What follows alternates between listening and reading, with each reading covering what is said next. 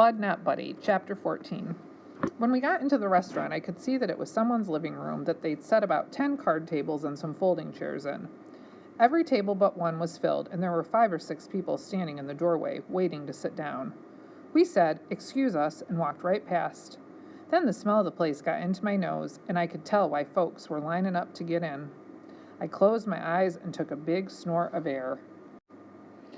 It was like someone took an old pot and poured about 100 gallons of hot apple cider and 100 gallons of hot coffee into it, then stirred 8 or 9 sweet potato pies, crusts and all, into that, then 6 big steamy meatloaves float on top of all that, then threw in a couple of handfuls of smashed potatoes, then boiled the whole thing on high.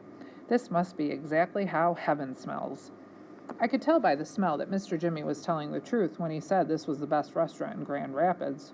Shucks, I've never eaten in one before, but I'd say this was the best restaurant in the world. I opened my eyes because the smell was starting to get me dizzy. On the other side of the room, Hermione Calloway was sitting at a table with Mr. Jimmy and a woman.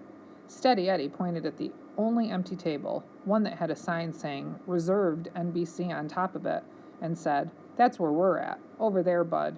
NBC stands for Nobody But Calloway. Mr. C changes the name of the band so much that no one can keep up with the new names, so they call us NBC, so they don't have to change the sign." Before I could sit down with them, Mr. Jimmy saw us and said, "Hey there," and pointed at me and waved for me to come over to their table. Shucks, I'd rather sit with the band than with Hermione Calloway. It would be hard to have a good time eating if you looked up and saw him every time you took a bite. The thug said, "Remember what I said," pointed at the top of his head, and acted like he was smacking some kisses. I walked to the other table. Mr. Jimmy said, "Bud, this here's Miss Thomas. She's our vocal stylist." She could tell I didn't know what that meant, so she said, "I'm the singer, honey." I said, "Pleased to meet you, ma'am." She laughed and stuck her hand out for me to shake. There were about 9 diamond rings on just her right hand. She said, "Oh my, a gentleman. I'm pleased to make your acquaintance as well." Then she took all those ringed-up fingers and rubbed them across my cheek, held my chin and said, "Come here, child," and pulled my face up close to hers. Uh-oh. I twisted up my face to get ready for a kiss, but instead she looked real close at me and said, "What's this, baby?" She rubbed her finger over a couple of sting spots that I'd been scratching.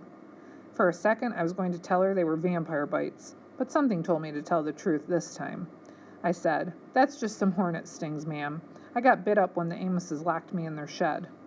It was her turn to twist her face up. "When who locked you up in what shed?" They were the people the home was paying to look after me. I got bit by their fish head guards. I showed the woman the bite on my hand. I was surprised to see it was puffing out from pus. "My lord," she said, "Herman, this child's hand is infected. None of you men noticed how he looks?" Hermione Calloway said, "Talk to James. Far as I know, he's the only one who looked at the kid." Mr. Jimmy said, "Well, Grace, to be truthful, I did think the boy's face was a little swole up, but you know how dark it is in the cabin, and, by God, there are some folks who just naturally have lopsided heads." She said, "Dark or not, even blind Lemon Jefferson could see something's wrong with this baby's eye. What happened here, Bud?" She touched underneath my eye as light as a feather. I said, "Well, ma'am, Todd Amos woke me up by shoving a pencil up my nose all the way to the R, and when I went to punch him, I slapped him instead, and it left a big welt on his cheek. So we put up our dukes and went at it, and it didn't take long before I knew I couldn't whip him, so I just curled up and fell down." I looked at Hermione Calloway to make sure he was listening to the next part. I wanted to let him know that even though he was real mean, our minds thought about things in the exact same way. I said, "I fell down, ma'am, 'cause the Lord give me the good sense to know when enough is enough." He acted like he didn't hear. So I kept talking to Miss Thomas. Then Mrs. Amos came, and I could tell they'd gone through my suitcase even though they promised they wouldn't, and she locked me up in the shed where those hornets and fish head guards got hold of me. Miss Thomas looked like this was some real amazing news. Hermione Calloway said, "Sounds like a case of diarrhea of the mouth and constipation of the brain." Miss Thomas gave him a dirty look and said, "You said the home, Bud. What kind of a home? Where's your mama?" I said, "She died 4 years ago, ma'am." She put her hand on my shoulder and said, "I'm sorry, sweetheart. How about your daddy? Do you know where he's at?" I said, "Yes, ma'am." She said, "Where is he, honey?" I pointed dead at Hermione Calloway's big belly again and said, "That's him right there." Miss Thomas looked like she wanted to smile, but she said, "Now, Bud, I've only known you for a couple of minutes, but I can tell your mama did a fine job of raising you. I can see you've had a good, proper upbringing, so I'm kind of surprised that you're pointing like that." She was right. I brought my finger down. I said, "I'm sorry, ma'am." She said, "That's fine, but it wasn't me who got pointed at." I told Hermione Calloway, "I'm sorry, sir, but I didn't mean it." She smiled and said, "That's better. We all make mistakes. You know what, Bud? You look like you could use a good meal, so why don't you sit right there and join us?" She pointed a ring-covered finger at the empty chair direct across from him. Shucks, how could anyone enjoy their food with Hermione Calloway staring back at you? But maybe my luck was starting to change. As soon as I sat down, Hermione Calloway picked up his coffee cup and said, "If you'll excuse me, this is about where I came in," and walked over to where the band was sitting. He told them, "All right, someone's got to give me their seat and go sit with James and Miss Grace. Oh, and my son." For a second, it looked like a stampede of dusky devastators of the Depression. They all jumped at once and started heading for our table. They saw what they'd done, laughed, and Steady Eddie said, "Take my seat, Mr. C. I want to talk to that kid. He's got the look of a future saxman about him." He came over to our table. Miss Thomas asked me, "Do you mind if I order your supper, Bud?" I said, "No, ma'am." I couldn't believe you got to order what you wanted. I thought you just sat down and they'd bring you whatever was on the stove. A woman came up to the table. She said, "You all ready, Miss Thomas?" Miss Thomas said, "We are, Tyla." Tyla said, "Who's the little fella? Did y'all pick up someone new for the band?" Miss Thomas laughed. "They're getting younger all the time, aren't they? This here's Bud, and he's going to be our guest for a while, so I want to impress him with something special." Tyla said, "Well, you know you brought him to the right place. It's nice to meet you, Bud." I said, "Pleased to meet you, ma'am." She said, "Ma'am? Mercy, Miss Thomas, your guest has some real fine manners. I can tell that he isn't one of those rude, crude folks Mr. Calloway usually scours up." Steady Eddie said, "Tyla, I am crushed." She said, "Bud, I apologize for mistaking you for a musician."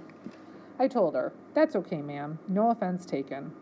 Miss Thomas said, "Is there any more of that meatloaf left?" "Yes, ma'am, sure is." "How about some okra and mashed potatoes, too, Bud?" "Thank you, ma'am." "And does a glass of apple cider sound good?" "Yes, ma'am. Thank you, ma'am." "Okay," she said. "I'll have the same." Mr. Jimmy ordered a supper that was all the way different from mine, and Steady Eddie ordered one that was all the way different from his. No wonder you hear about rich folks going to restaurants once a week. This was great. Miss Tyler went away, and Miss Thomas started back on me. "Bud, I've got to let you know that I'm pretty sure that there's just no way that Mr. C is your father. Tell me what gave you the idea he was." "My mother did, ma'am." Miss Thomas looked over at Mr. Jimmy real quick, then said, "Sweetheart, did you know a whole lot of people all over the state know Mr. C? Did you know he's pretty famous?" "No, ma'am." Well, you know what I think? I think maybe your mother heard him on the radio, or heard somebody talking about him, or saw the band somewhere and told you that Mr. C reminded her of your father, and you misunderstood what she meant. Isn't that possible?" "I don't think so, ma'am."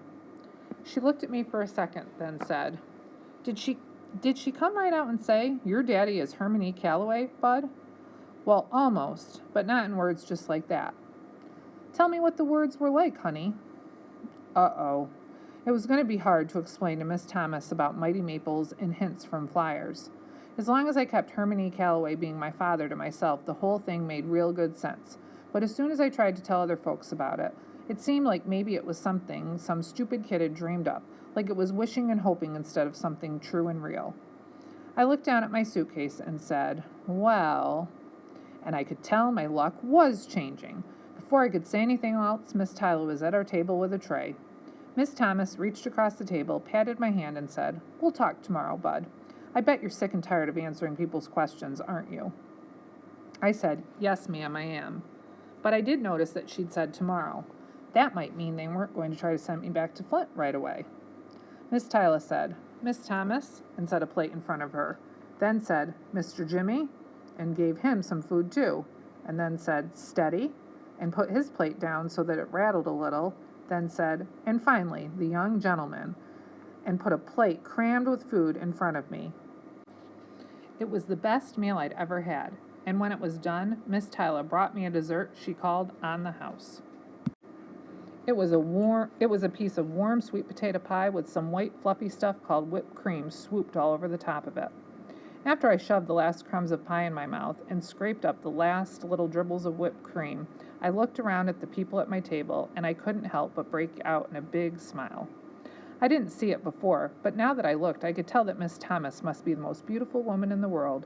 When she talked, she moved her hands and fingers around, and the lights from the ceiling and from the little candle on the table would bounce off all them diamonds and sparkle up in your eye and make you feel like you'd been hit with some kind of magic fairy dust that you couldn't help but smile. All the while she'd hum, too, but hum doesn't seem like it's the right word for what she was doing. Most times I'd heard humming before it was just an excuse for not being able to sing, or something people do if they didn't know the words to a song. That doesn't fit the sounds Miss Thomas was making. You couldn't help but look up and wonder if this was a real human being that was making these sounds. What her humming reminded me most of was that feeling you get when you walk barefoot on a railroad track, and for a long time before you can see it, you can feel the train coming right through the bottoms of your feet. Her humming started slow and easy at first, but then, just like you could feel that train shaking from somewhere far off, after a while, Miss Thomas's humming made you feel like something big and strong was passing right by you, and everything on you was getting rattly and shaky and about to get shook loose. It made you want to drop your fork and grab hold of something solid. From hearing just this little bit of humming, I could understand why Mr. Jimmy didn't call her a singer. Singer wasn't a big enough word to take in the kind of music that was jumping out of Miss Thomas's chest. And I didn't notice before how funny Mr. Jimmy was. The stories he was telling about traveling around the country with Hermione Calloway had us all laughing so much that even the nosy people at all the tables near ours quit eating and were busting their guts and throwing their 2 cents into the stories. The only table that was quiet was where the dusky devastators were sitting. It seemed like Hermione Calloway could make it so you just wanted to sit and watch your hands with a sad look on your face. And I hadn't noticed before how nice Steady Eddie was either. He talked out of the side of his mouth and kept his eyes kind of blinked halfway down, especially when Miss Tyler would come to our table to see if we were all right, which she did a lot. And he was the first person I'd ever seen who could eat and talk and laugh and drink and sneeze whilst keeping a toothpick dangling out of his mouth. No matter what he'd do, that toothpick always stayed dancing, just below his mustache. And Steady Eddie took his time to show me how to hold my lips and how to put my fingers like I was really playing a pretend saxophone. I'm not sure exactly when it happened, if it was when I was scraping up the little last drops of melted whipped cream, or if it was when Miss Thomas's fingers got to flinging all that magic fairy dust. But sometime, whilst I was sitting in the sweet pea, another seed got to sprouting. Sometime in that smells like heaven place, another mighty maple started digging down its roots and grabbing hold. One second I was laughing my head off, and the next second I was feeling very surprised, because something hit me just as hard as Snaggletooth McGivern had smacked Hermione Calloway. All of a sudden, I knew that all of the places in the world that I'd ever been in, this was the one. That of all the people I'd ever met, these were the ones. This was where I was supposed to be. And Hermione Calloway could kiss my wrist if he thought he was going to scare me out of this. It was going to take more than a grouchy old bald-headed guy with a tremendous belly to run me out of here. I was smiling and laughing and busting my guts so much that I got carried away, and some rusty old valves squeaked open in me then. Whoop, zoop, sloop. Tears started jumping out of my eyes so hard that I had to cover my face with the big red and white napkin that was on the table. I hadn't been this embarrassed since I woke up and found Mrs. Sleet looking at my legs. I could tell that everyone in the sweet pea had stopped laughing and talking and had started looking at me, but I still couldn't quit bawling. Mommy used to tell me I'd only get one chance to make a first impression, and it looked like I was blowing it with the dusky devastators of the Depression. Shucks. Finally, I had to put my face in my arms on top of the table and put the napkin over my head like it was a little blanket, because try as hard as I wanted, it didn't look like I was going to get this doggone valve closed anytime soon. I felt Miss Thomas's hand come up under the napkin and rub real soft and slow back and forth over my head. She pulled me out of my chair into her lap and wrapped her arms around me and bounced me up and down on her knee. Dangy, I'd never have any kind of reputation with the band now. The only thing I could do was hang on to the napkin and try to make it so folks wouldn't notice how wet my face was. She said, so quiet that I was the only one who could hear it, "Okay, baby, okay. I know, sweetheart, I know." Then she started humming again, and with my ear mashed up against her chest, it felt like all my bones and muscles quit doing their jobs. It felt like something as big as a steam locomotive engine was chugging right past my ear. I wasn't sure if it was her lips or her hand, but something whispered to me in a language that I didn't have any trouble understanding. It said, "Go ahead and cry, Bud. You're home."